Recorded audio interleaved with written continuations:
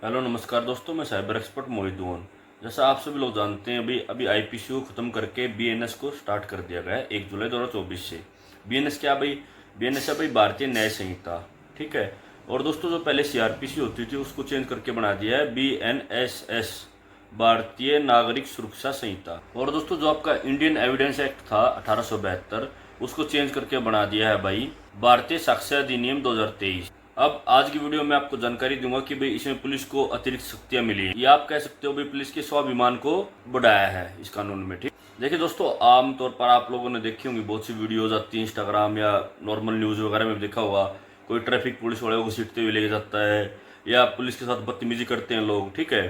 तो इस कानून में इस बात पर बहुत खास ध्यान रखा गया है। इसे मैं आपको 3-4 धाराएं बताऊंगा, जिसमें अगर आप पुलिस के साथ बदतमीजी करते हैं तो दोस्तों आपके खिलाफ एफआईआर दर्ज हो जाएगी। ठीक है।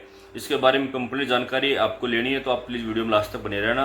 और अगर आप चैनल पर नए हैं तो प्लीज़ चैनल को सब्सक्राइब कर लीजिए, क्योंकि आपको यहाँ पर नए कानून के बारे में हर चीज़ डिटेल में समझाई जाएगी। देखिए भाई, सबसे पहले बात कर लेते हैं हम धारा 221 बीएनएस। अगर दोस्तों आप पुलिस के साथ बदतमीजी करते हैं, उसको अपना कार्य पूरा नहीं करने देते हैं, ठीक है, तो आपके खिलाफ भाई धारा 221 बीएनएस के तहत एफआईआर दर्ज हो जाएगी। इसके अंदर दोस्तों आपको 3 महीने तक की जेल और आपको 2500 रुपये तक का जुर्माना हो सकता है। और हाँ, इस कानून में एक बात बता देता हूँ आपको, इस कानून की खास बात बता देता हूँ दोस्तों आपको। अगर आप पुलिस के साथ बदतमीजी करेंगे तो आपको उसी टाइम अरेस्ट कर लिया जाएगा।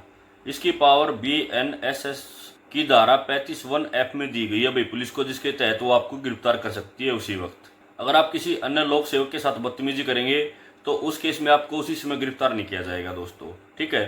पूरी धारा क्या है, इसको एक बार आप स्क्रीन पर भी देख सकते हैं भाई। लोक सेवक के लोक कृत्यों के निर्वहन में बाधा डालना, मतलब लोक सेवक को उसका काम नहीं करने देना। पुलिस भी लोक सेवक में आती है भाई। जो कोई किसी लोक सेवक के लोक कृत्यों के निर्वहन में स्वेच्छा बाधा डालेगा, वह दोनों में से किसी बाती कारावास से किसी अवधि 3 मास तक की जा सकेगी, या जुर्माने से जो 2500 रुपये तक का हो सकेगा, या दोनों से दंडित किया जाएगा। ठीक है।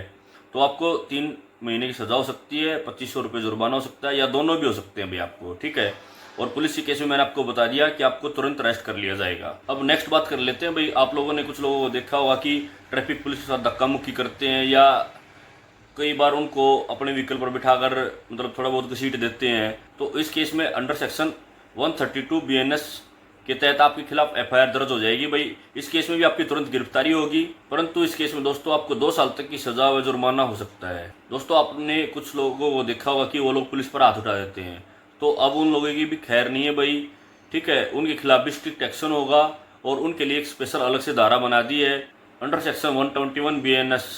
इसके तहत उनके खिलाफ भी एफआईआर दर्ज होगी भाई, और उनको भी तुरंत उसी टाइम गिरफ्तार कर लिया जाएगा। और इस केस में आपको 5 साल की सजा हो सकती है भाई। ठीक है।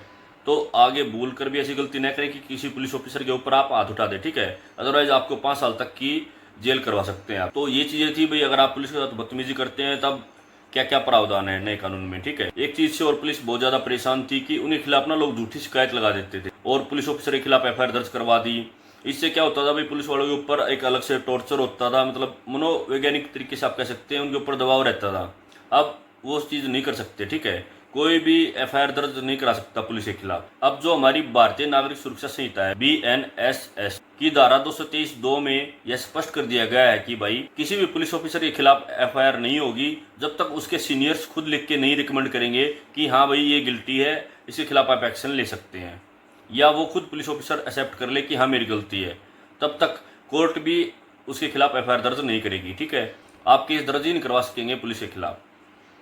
अब कुछ लोग सोचेंगे कि भाई हम पुलिस वाले के खिलाफ पुलिस से ही एफआईआर दर्ज करा देते हैं, तो उस केस में भी देखिए एक अलग से धारा बना दी गई है बीएनएसएस 175 का 4 पार्ट में। ठीक है।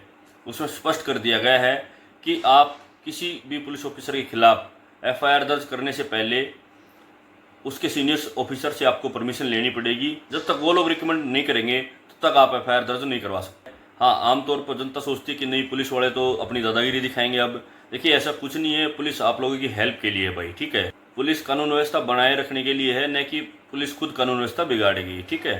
तो पुलिस के ऊपर विश्वास रखिए आप लोग। आमतौर पर जब हम देखते हैं, जब पुलिस किसी को गिरफ्तार करने जाती है तो सामने वाला धमकी देता है कि आप मुझे गिरफ्तार करेंगे तो मैं फांसी खा लूंगा या मैं मर जाऊंगा, क्योंकि मेरी बेइज्जती हो जाएगी अगर आप मुझे गिरफ्तार करेंगे। तो अगर आप इस तरीके की धमकी देकर अगर आप पुलिस को डराएंगे तो आपके खिलाफ भाई एक एक्स्ट्रा धारा और लग जाएगी अंडर सेक्शन 226 बीएनएस। इसके अंडर क्या है भाई, आपको 1 साल तक और सजा हो सकती है। ठीक है, तो आपको ऐसा कुछ भी नहीं करना है। अगर पुलिस आपको अरेस्ट करने आती है तो आपको शांतिपूर्वक उनके साथ चले जाना है। आप दोस्तों कोई भी पुलिस ऑफिसर किसी भी स्थान की तलाशी लेते वक्त अपने खुद के पर्सनल मोबाइल का यूज कर सकता है भाई, उसको ऐसा करने से कोई भी मना नहीं कर सकता। धारा 105 BNSS में प्रावधान है कि बिल्कुल पुलिस ऑफिसर अपने मोबाइल से सब कुछ रिकॉर्ड कर सकता है। लास्ट एक अंतिम धारा और बता देता हूँ भाई आप लोगों को, BNSS 106। इसके अंतर्गत क्या है भाई, अगर पुलिस ऑफिसर को किसी पे शक होता है कि भाई इस व्यक्ति के पास सपोज ये गाड़ी चोरी की है, सपोज गाड़ी को लेकर अगर शक होता है तो पुलिस ऑफिसर उसको जब्त कर सकता है भाई। ठीक है, या उसके पास कोई ऐसी वस्तु मिल जाती है जिसको उसको शक होता है कि ये इसके द्वारा कमाई हुई नहीं है, तो पुलिस ऑफिसर भाई उस वस्तु को जब्त कर सकता है।